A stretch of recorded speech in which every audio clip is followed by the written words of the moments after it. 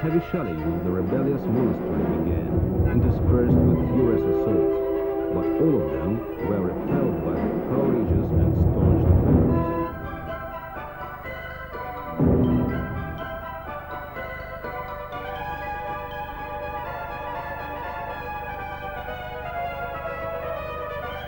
Day by day, the number of defenders declined. Those who were alive kept vigil on the walls by the cannons and cauldrons, filled with tar, waiting for new assaults and praying to Holy Trinity and the great miracle maker Sержiu's arrival. However, the enemy also suffered losses.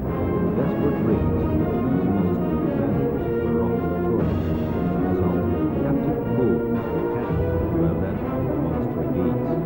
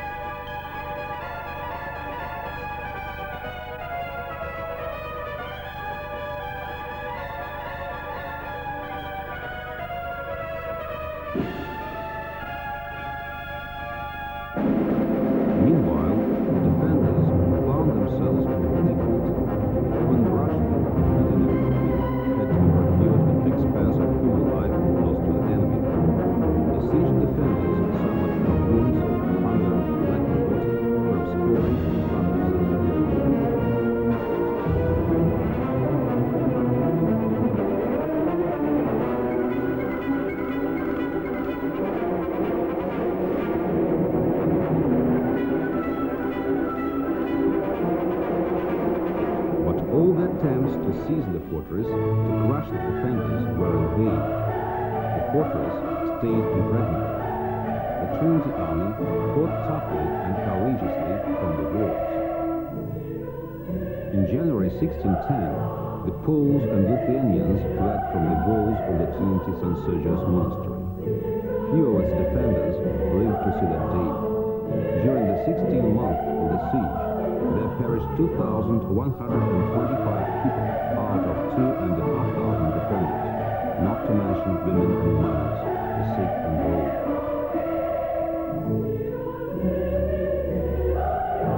In the 30s of the 17th century, hospital wards with the hip church of Saints Zosima and Savati, the Solovki miracle makers, were put up in memory of those who had perished and who had lived through the siege. That was one of the first Russian hospitals.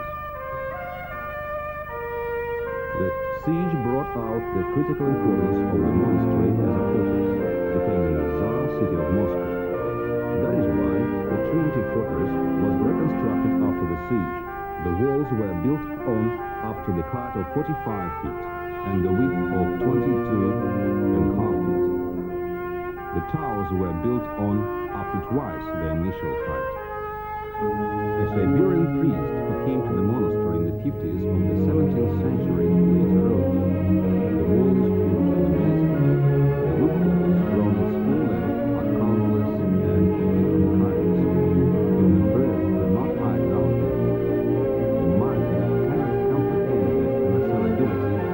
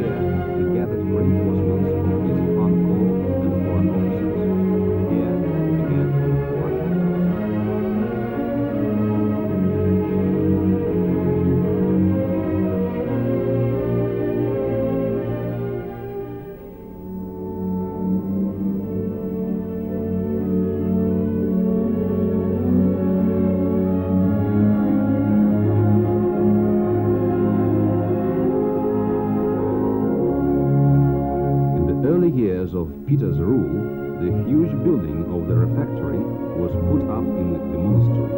It stands out for its highly decorative facade. The white stone cutting of the columns, the multicolored tiles, the coloring of the walls imitating faceted masonry.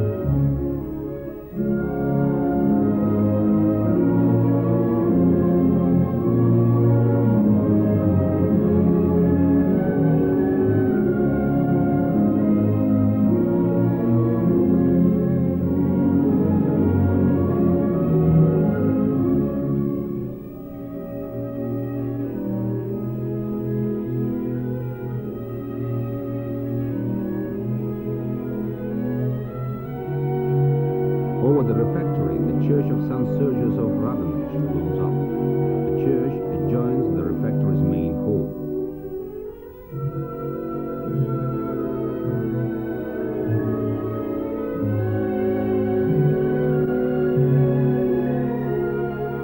The refectory's main hall staggers the visitors both for its size and sumptuous decor.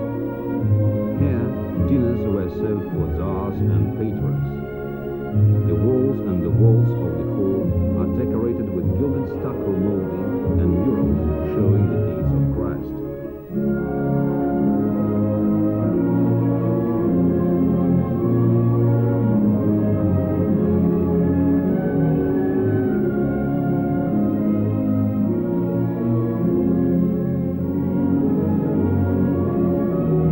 The hall has an area of over 5,000 square feet. The semicircular vault spans the width of the hall without any support.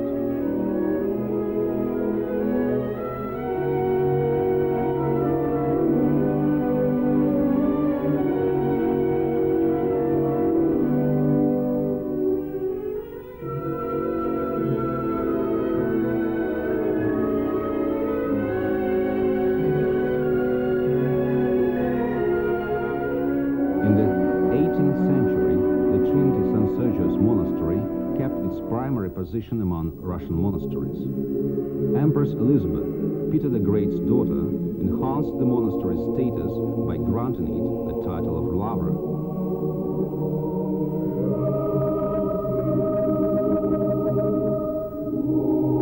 The same time period saw the construction of a new belfry, the focal point of the Lαvra's architectural complex. The height of the belfry is 125 feet. Its most unique architectural element is the upper level in the form of a golden crown topped with a cross. The construction began on the order of Empress Anna and was completed during the reign of Paul I.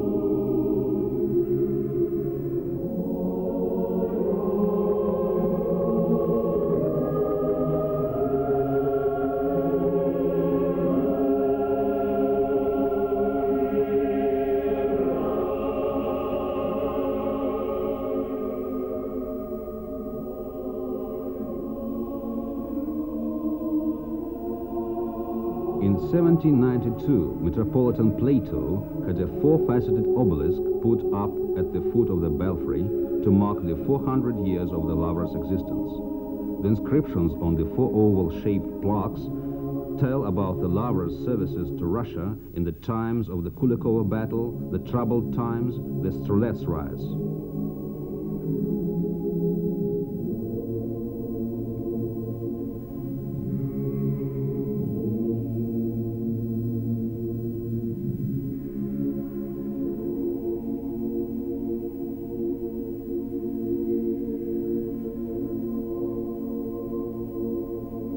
Since early 19th century, the Lαυρα has been not only a monastery, but also the major center of Orthodox education.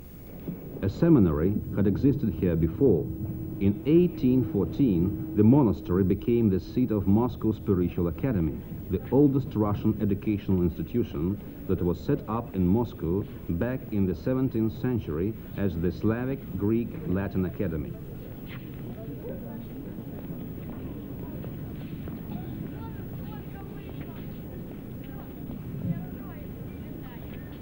The course takes 8 years, 4 years in the seminary and further 4 years in the academy.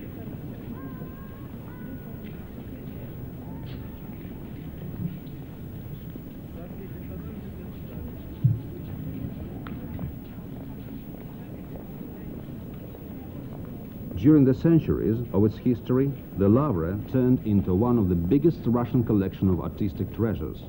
It was taken over and increased by a state-run museum housed by the Lαυρα. The bulk of the collection is the works of old Russian artists from the 14th to the 17th century.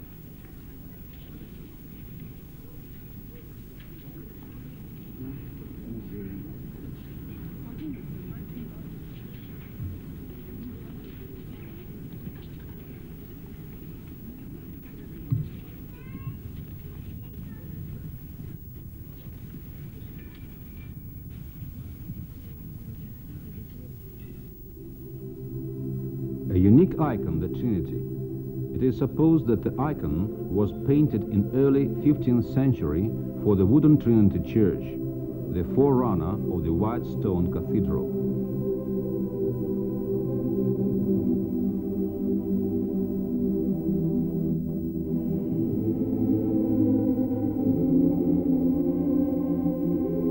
The name of Andrei Rublev is inseparable from the Lαvra's history. His creation is the holy gate from the iconostasis of the Trinity Cathedral. Pure and bright colors, graceful figures, set against the golden background, symbolize the inspiration and the happy presentiment of the birth of Christ. The shroud, with the image of St. Sergius of Randonеж, is the best example of the 15th century face embroidery. The shroud, made 30 years after St. Sergius' death, shows the characteristic features of the holy man's appearance.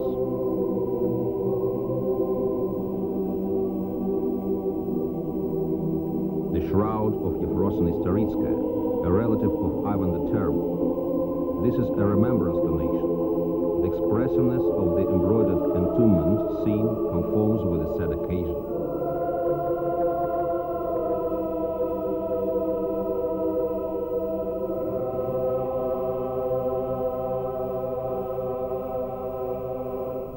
The creation of the armory chamber masters are distinguished by the perfection of technique, elegance, elaborate use of enamel, filigree, and embossing. This is what the precious icon cover of the Andrei Rublev Trinity icon is like. The icon case was donated by Boris Godunov. He also donated the golden Chalice, a wonderful example of the Moscow school of incision and yellow work.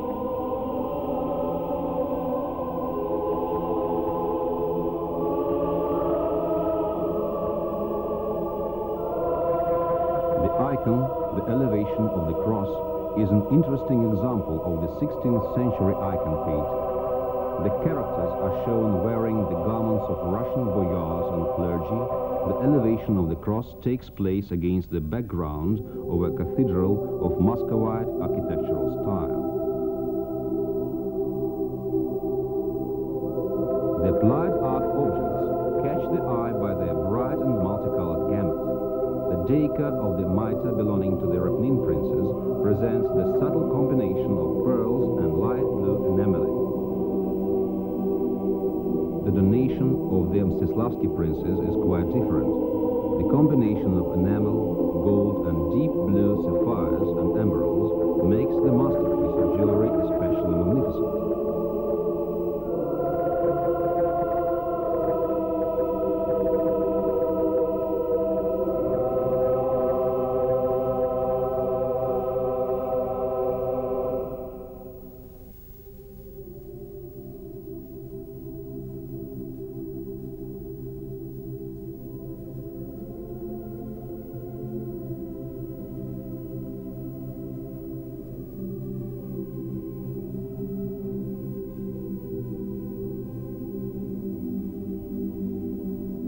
The wonderful painted enamels adorning the religious artifacts, the silver gilded religious and everyday utensils, formal portraits of emperors and empresses, everything that the museum can boast is the evidence of the talent of Russian masters.